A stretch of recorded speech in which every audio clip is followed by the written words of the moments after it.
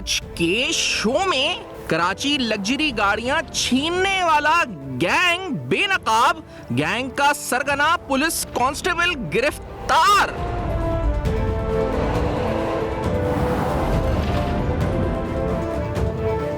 दो दर्जन से जायद गाड़ियां छीनने का एतराफ। मुलजिम police constable Rana Kashif foreign security cell में ड्यूटी पर मामूर।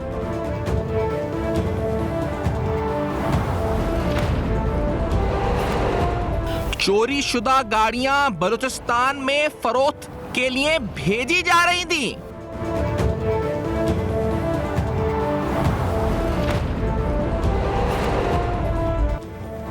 अस्सलाम वालेकुम। पर्दा हक़ाइक़ सनसनीखेज़ इंकशाफात प्रोग्राम बेनकाब में हूँ आपके साथ सैफान खान। नाज़रीन, कराची में तकरीबन 2 माह के अरसे के दौरान 306 गाड़ियाँ छीनी गई और चोरी की गई। ये उस तादाद के अलावा है जो कि बाइक्स छीनी और चोरी की गई। शहर कराची में 306 की तादाद में गाड़ियां छीनी और चोरी की गई। अब इस फिगर को जहन में रखिए, क्योंकि सवाल ये है कि ये गाड़ियां अगर कराची में चोरी होती हैं तो ये फरोख्त कहाँ होती हैं, इसकी कोई मार्केट तो होगी। ये जो केस अब सामने आया, ये बड़ा इंटरेस्टिंग केस हर एस्पेक्ट से है। इसमें अंदाजा होगा कि गाड़ियां चोरी कैसे होती हैं, चोरी होने के बाद आखिर जाती कहाँ हैं, और इस सरगना को जो पकड़ा है और इस गैंग को जो पकड़ा अभी रिसेंटली कराची पुलिस ने, तो इसके बाद कुछ अहम तरीन इंकशाफात ऐसे सामने आए हैं। जो पहले केस हिस्ट्री है, ये जो मुलजिम है राना काशिफ, इसकी तफसीलात में आने से कबल पहला एक वाक़या होता है जो कि होता है 26 जून 2024 को। ये जो आप फुटेज देखेंगे जिसमें गाड़ी अगर चोरी और छीनी की जा रही है, गाड़ी खड़ी है, 3-4 मुलजिमान उसको चोरी कर रहे हैं। ये दारुस्सलाम सोसाइटी है कोरंगी की। यहाँ पर ये गाड़ी है जो एक SUV है, इंतहाई महंगी, तकरीबन 1.25 से 1.5 करोड़ रुपये, इससे भी ज़ायद कीमत है इसकी।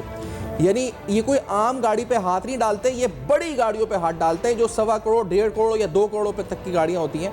ये इस गाड़ी को यहाँ से छीनते या चोरी करते हैं, जो भी इस वक्त आपको नज़र आता है इसमें चोरी करते हैं। उसके बाद इन पर ये केस, एक FIR ये होती है, इसका नंबर प्लेट गाड़ी का BM 0480। फिर एक और 7 अक्टूबर 2024 को मुकदमा इन पर दर्ज होता है, वो भी गाड़ी की चोरी का, जो कि कराची DHA के इलाके बुखारी कमर्शियल फेज 6 में। और ये BK 0637 सफ़ेद कलर की एक गाड़ी, अगर आपको दिखाएंगे फुटेज जो इनके पास है, जो चीज़ें फ़ोटोज़ मिली हैं, BK 0637। ये फिर बाद में कोयटा पुलिस मुकाबला करती है और इस गिरोह का एक साथी अयूब उसमें गिरफ्तार होता है। ये कोयटा पुलिस गाड़ी बरामद करती है, वाइट कलर की एक और SUV। ये भी SUV होती है, सेम नेचर। यानी अगर आप देखा जाए तो मजमूई तौर पर ये 1.5 से 2 करोड़ रुपए की रेंज में गाड़ियां, या इससे भी ज़्यादा में जिस वक्त आती हैं, ये जो बड़ी वाली SUVs हैं, ये इसको चोरी करते हैं। फिर एक और वाक़या जो कि रिसेंट होता है, जिसके बाद इस गिरोह के सरगना तक पुलिस पहुंचती है। यह वाकया होता है 6 फरवरी 2025 को, और इस वाकये में 26 स्ट्रीट खैबान मुहाफिज कराची की, जहां पर ये BBK 998 नंबर प्लेट गाड़ी है, जिसको ये, वो भी एक और SUV, इस पर 1.5 से 2 करोड़ रुपए रेंज की इसको ये चोरी होती है। कहा जाता है कि मशहूर एक्ट्रेस की गाड़ी है। इस चोरी होने के बाद इस गिरोह तक जो है, इस पर हमने देखा कि इसके पीछे जो छापामार कार्रवाइयाँ या फिर जो भी पुलिस की इन्वेस्टिगेशन बढ़ती है, और फिर बिल आखिर गिरफ्तार होते हैं जनाब राना काशिफ साहब। अब राना काशिफ साहब वो शख्स हैं जिनकी तस्वीर आप देखेंगे तो हैं ये पुलिस में, और इनकी ड्यूटी भी फॉरेन सिक्योरिटी सेल में है। यानी कोई आम ड्यूटी नहीं है कि आम कांस्टेबल है, फॉरेन सिक्योरिटी सेल में ये तैनात इनकी ड्यूटी है, और ये पार्ट टाइम के अंदर गाड़ियाँ चोरी करते हैं। अब दूसरा सवाल होता है जी कि पुलिस एहलकार गाड़ियां चोरी करने में मुलव्वस है, तो फिर आखिरकार हमारा जो मुहाफिज है, जो हमारे टैक्स पेयर मनी पे हमारी हिफाजत पर मामूर है, वो गाड़ियां चोरी कर रहा है, और गाड़ियां चोरी करके गाड़ी जा किधर रही है। तो इस छापे में और इस गिरफ्तारी के बाद पता चला कि ये गाड़ियां चोरी होने के बाद बलूचिस्तान जाती हैं। और इससे पहले जो एक गाड़ी बरामद भी हुई BK 0737, जिसका आपको बताया वाइट कलर की, वो कोयटा से जाके बरामद हुई। यानी गाड़ियां फरोख्त हो रही हैं, जो इसकी मार्केट है वो बलूचिस्तान है। ये इंटर प्रोविंशियल जो गाड़ी मूव करती है यहाँ से वहाँ। अब आप इससे अंदाज़ा लगाएं, ये वाकया रिसेंटली कराची में जो अरमगान का केस हुआ था, थोड़ा सा इसको लिंक इससे करें कि जब हब चौकी तक गाड़ी, यानी हब चौकी क्रॉस करके दरेजी तक उसकी गाड़ी एक प्रोविंस से दूसरे प्रोविंस चली गई, विदाउट नंबर प्लेट, विदाउट एक टिंटेड ग्लासों के साथ, उसकी मार्क एक्स गाड़ी मुस्तफ़ा आमिर की, और उसमें उसकी जो वो ज़ख्मी हालत में जिस तरह भी वो डिग्गी में पड़ा हुआ था, और कराची यानी डिफेंस के इलाके से वो दूसरे सूबे तक पहुंच जाता है, उसको कोई रोक टोक नहीं होती, बगैर नंबर प्लेट गाड़ियां पहुंच जाता है। इसी तरह जब कराची एयरपोर्ट पे धमाका हुआ तो वो गाड़ी हब चौकी से कराची आई और कराची एयरपोर्ट पे फिर आखिर जो है इस वक्त वो धमाके इस गाड़ी जो थी फटी और जिसके कई शहादत या जो भी नुकसान हुए, पाकिस्तान का इमेज भी हुआ, फिर वो चाइनीज पे भी इफेक्ट हुआ, इंपैक्ट पड़ा। तो अब आप अंदाजा लगाएं कि हमारी सिक्योरिटी चेक कैसा है बॉर्डर्स के ऊपर, और खास तौर पे इंटर प्रोविंशियल बलूचिस्तान के साथ जो हमारा बॉर्डर है उस पर हमारी हालत क्या है। यानी हम कराची से अगर किसी को कोई मार के गाड़ी ले जाए तो हमें नहीं पता, गाड़ी नंबर प्लेट भी उसमें ना हो तब भी कोई नहीं रोकेगा, गाड़ी के शीशे टिंटेड हो तब भी कोई सवाल नहीं होगा, वो गाड़ी यहां से बड़े आराम से चली जाएगी। चोरी शुदा गाड़ी हो, इतनी बड़ी एसयूवी जो शहर में अगर आराम से चोरी होके वो बलूचिस्तान जा रही है, तो ये बड़ा सवालिया निशान है कि जो सिक्योरिटी फोर्सेस जिनका काम सिर्फ ये है कि बॉर्डर की सिक्योरिटी इंश्योर करे या कराची के दाखिली और खारजी रास्तों पर इंश्योर किया जाए कि अच्छी सिक्योरिटी हो, वो आखिर कर क्या रहे हैं? ये कैमरास किधर है ये सेफ सिटी के? ये जो मॉनिटरिंग सिस्टम, सर्वेलेंस सिस्टम, कोई किसी को मार के ले जाए, कोई बारूद भरी गाड़ी लेकर यहाँ आ जाए कराची में, कोई कराची से किसी को मार के ले जाए, कोई चोरी शुदा गाड़ी कराची से बाहर ले जाए, तो आखिरकार ये जो कैमरास हैं वो किधर हैं, वो कहाँ इंस्टॉल हुए हैं और क्या काम कर रहे हैं? या जो स्नैप चेकिंग जिनका काम है, जिनकी भी जिम्मेदारी है, वो आखिरकार क्या कर रहे हैं और क्या नहीं कर रहे हैं? और फिर सब में अहम बात, जब पुलिस के अंदर ऐसी काली भेड़ें ऐसी कार्रवाइयां कर रही हैं, पुलिस वर्दी में अगर ये जाता होगा, किसी चेक पोस्ट से गुजरता होगा तो उसको कौन रोकता होगा? तो पुलिस वर्दी के अंदर जो काली भेड़ें हैं जैसे राना काशिफ, इनको आखिरकार क्या ये 4-5 बल्कि 12 वारदातों में इसने एतराफ किया कि मुलव्विस है। ये 3 गाड़ियों के अलावा 12 और वारदातों में ये मुलव्विस है। तो ये 12 या 15 वारदातें तो इसने कबूल कर ली हैं, इससे पहले कितनी वारदातें की हैं? तो आखिरकार अब जाके इस पे आपने हाथ डाला है, अब जाके आपके सामने आया, गिरफ्तार हुआ है। और जब बड़े प्रोमिनेंट वीआईपी केसेस इसने कर दिए, बड़ी बड़ी गाड़ियां, बड़े बड़े लोगों, एक्ट्रेसेस और किस किस को, उसके बाद जाके अब आपके रेडार में आया है, आपके पुलिस के अंदर मौजूद काली भेड़ें, आखिर उनका एहतसाब कब होगा? और अगर नहीं होगा तो फिर तो ये गाड़ियां भी छिनती रहेंगी, मोटरसाइकिल भी छिनती रहेंगी, मोबाइल फोन भी छिनते रहेंगे और इसी तरह से कराची से बाहर जाते रहेंगे या जो भी इनकी मार्केट है वहां तक जाते रहेंगे। ये सारे अहम सवाल आज बेनकाब में उठाएंगे। एक ब्रेक लेते हैं, हमारे साथ रहिए।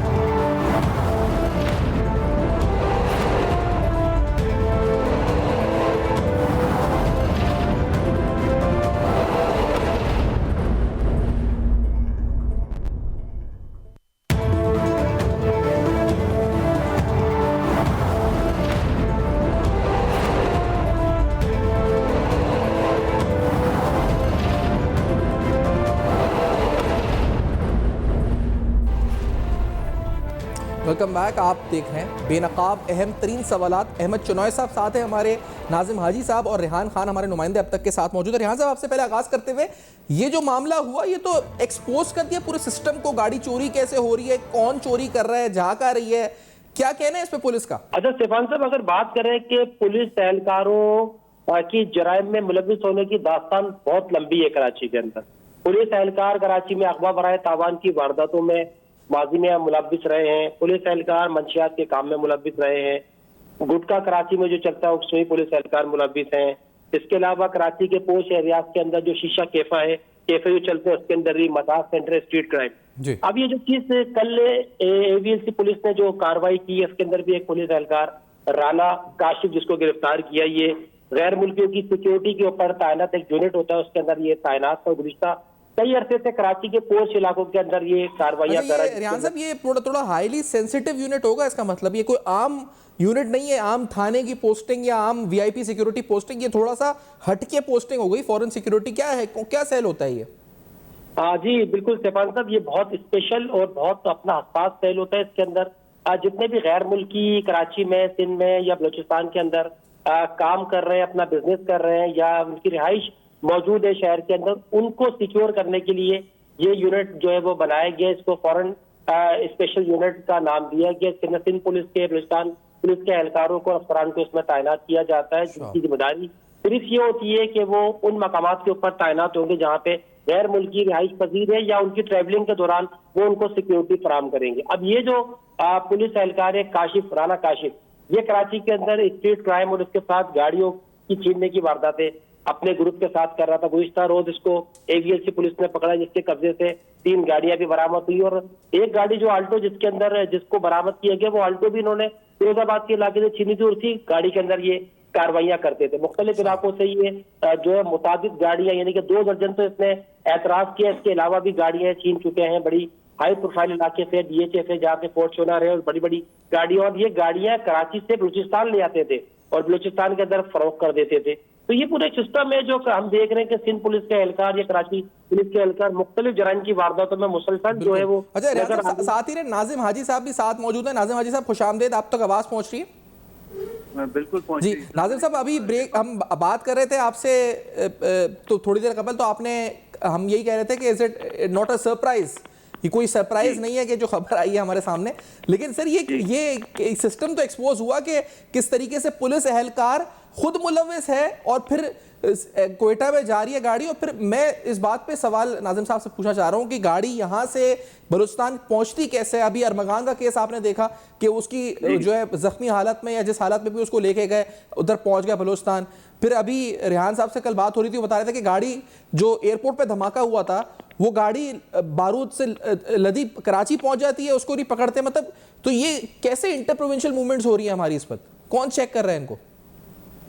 सैफान देखिए, हमारा पूरा सिस्टम है ना पुलिस का ब्रेक डाउन हो गया है। और ये जितना भी आप बात करते हैं ये कोई नई बात नहीं है। जब से मैं CPLC में था उस जमाने में 1989-90 से सिलसिला चल रहा है, और ये हमारी कराची की गाड़ियां काफ़ी यहाँ से बलूचिस्तान चली जाती हैं, और वहाँ एक दौराला एक इलाका है जहाँ बाकायदा शोरूम्स हैं जो कराची में चोरी शुदा गाड़ियाँ वहाँ बिकती हैं। तो ये तो सब ये तो it was a open secret in those days, and आज भी यही हाल है और कोई इम्प्रूवमेंट, बल्कि चीज़ें और ख़राब होती जा रही, क्योंकि हमारे मुल्क में लॉ एंड ऑर्डर का कोई रूल ऑफ लॉ का तो कोई सिस्टम ही नहीं है ना। तो मैं तो सिर्फ पुलिस को ब्लेम नहीं करूँगा, आप कोई भी महकमे को ले लें, FBR को ले लें, कस्टम्स को ले लें, इनकम टैक्स को ले लें, जुडिशरी को भी ले लें, तो ये हाल तो हमारा पूरा सिस्टम का ब्रेक डाउन है।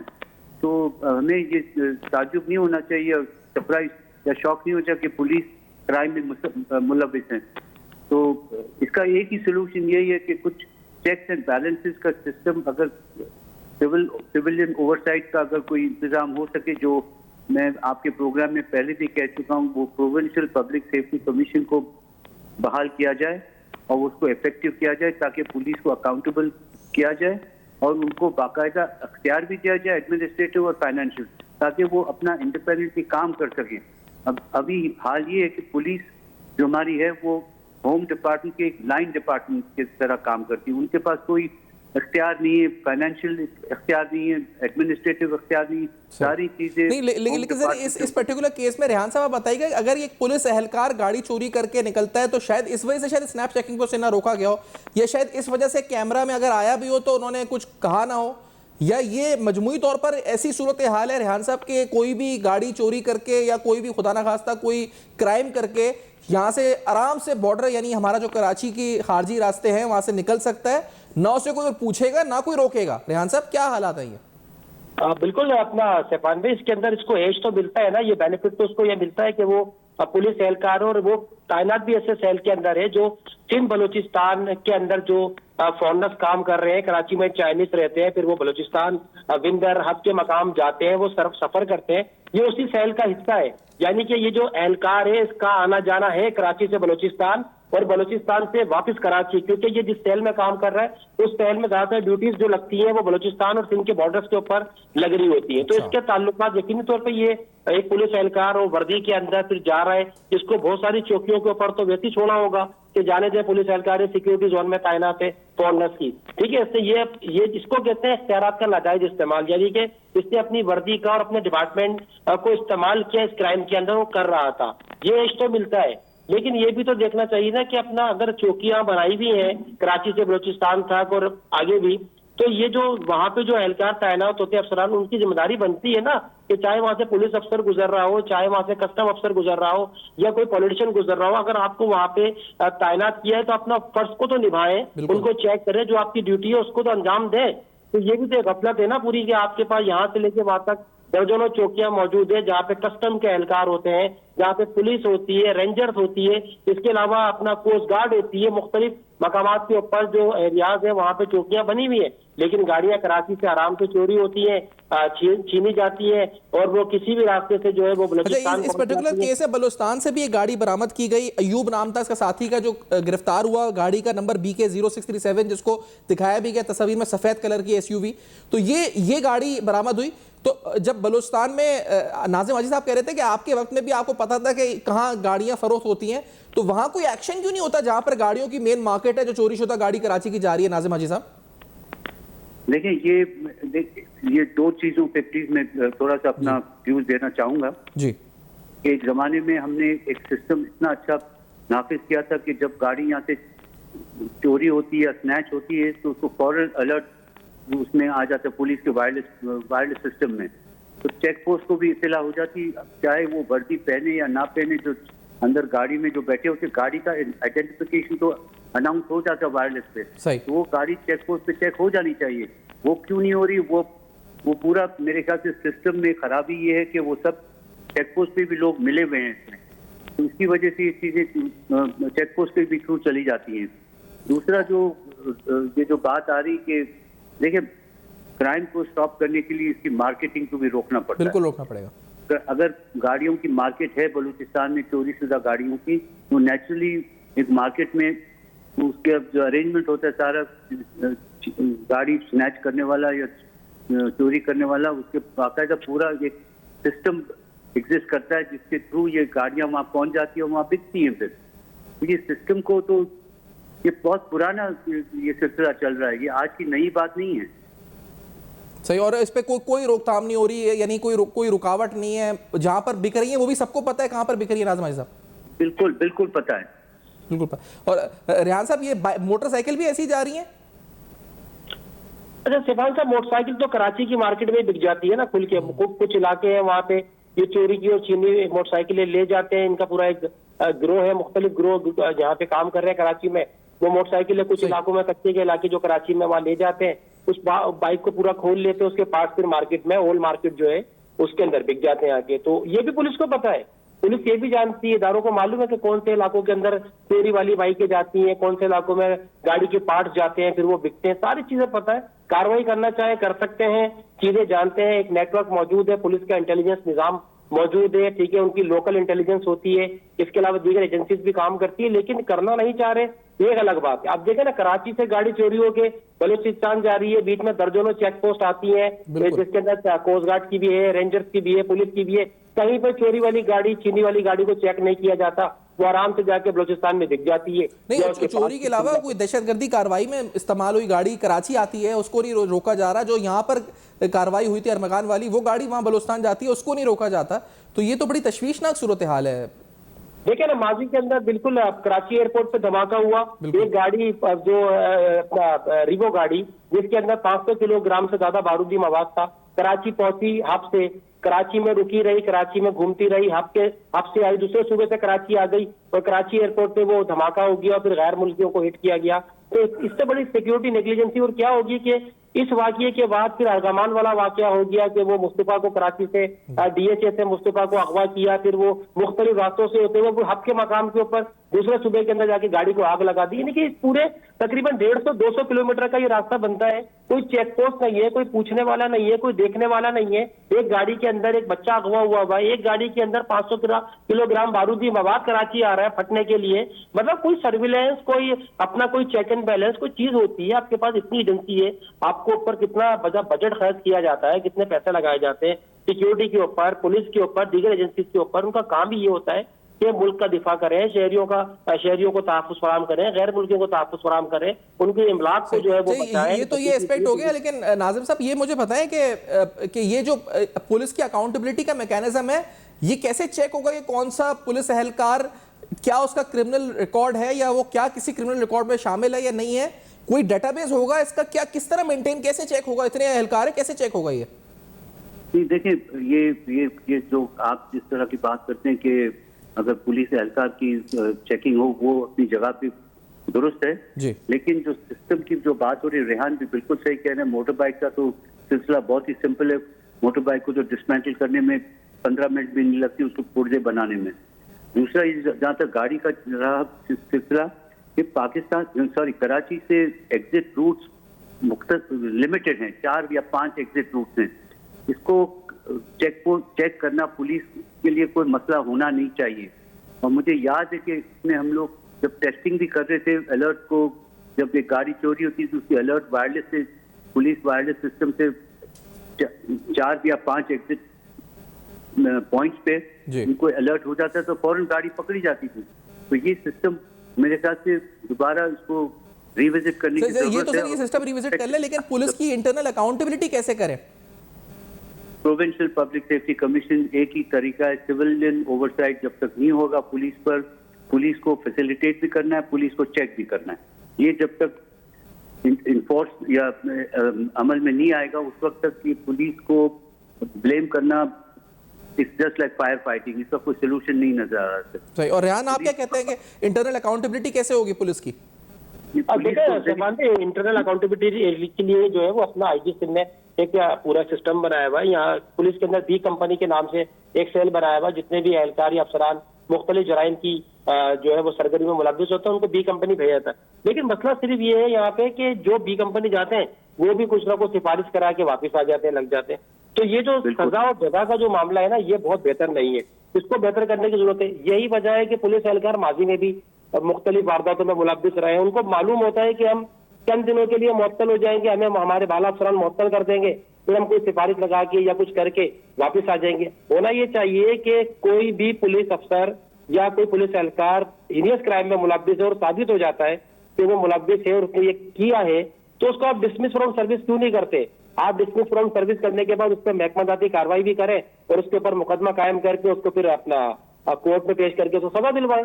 तरीकेकार ये होना चाहिए। लेकिन हमारे यहाँ होता है महकमा पुलिस के अंदर कि कोई पुलिस अफसर या कोई एहलकार जो है मुलव्विस पाया जाता है किसी गैर कानूनी सरगर्मी में, उसको मुअत्तल करते हैं, उसके ऊपर इंक्वायरी बिठाते हैं, 3 रुकनी कमेटी बनती है, वो इंक्वायरी करती है, फिर वो कागजी कार्रवाई चलते चलते चलते फिर वो बहाल हो जाता है, फिर कहीं लग जाता है, साल 1.5 साल दोबारा या फिर लग जाता है दोबारा। यानी ये आपको लगता है राना काशिफ जो गिरफ्तार हुआ है ये कहीं दोबारा कहीं लग जाएगा कांस्टेबल दोबारा से कुछ टाइम बाद?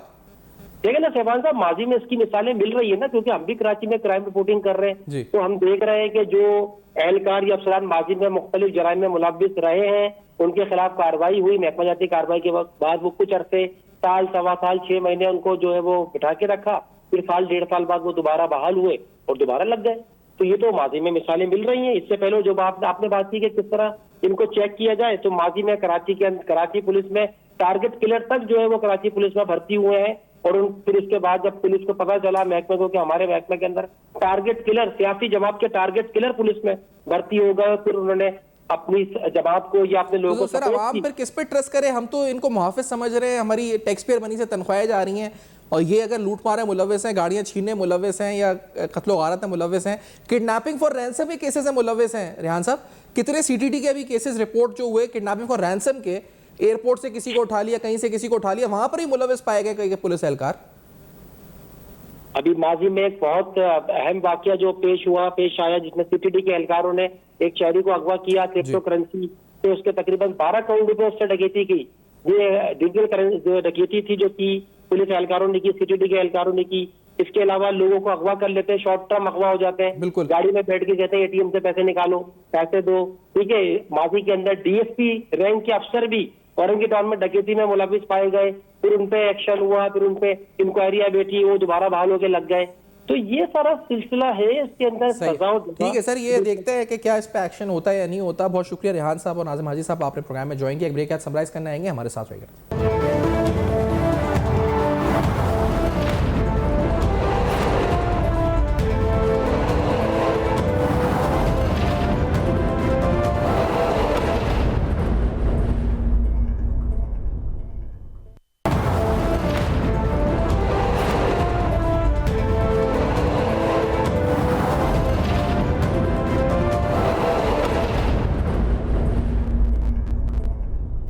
Welcome back. आप देख रहे हैं बेनकाब। शहर कराची में होने वाले जराइम और उनके पीछे जो शामिल अनासिर आहिस्ता आहिस्ता हो तो रहे बेनकाब, लेकिन क्या हतमी तौर पर नतीजा खेज कार्रवाई होगी? राना काशिफ जैसे मुलजिमान जो कि पुलिस के अंदर काली भेड़ों की शक्ल में मौजूद है, उनके खिलाफ हतमी कार्रवाई होगी या नहीं होगी, या वो इसी तरह कार्रवाई करते रहेंगे? और ख़ास तौर पर जो गाड़ियाँ कराची में चोरी होकर आगे बलूचिस्तान में फ़रोख्त हो रही हैं उनकी मार्केट को कब क्रैक डाउन किया जाएगा और उसके लिए कब, यानी कितनी गाड़ियां छीन जाएंगी, कौन सा थ्रेशोल्ड है जिसके बाद वो कार्रवाई होगी, ये सारे अहम सवाल उठाए। फीडबैक आप दे सकते हैं फेसबुक, ईमेल्स और एक्स पर। देखते रहिएगा, अब तक अपना बहुत ख्याल रखिएगा।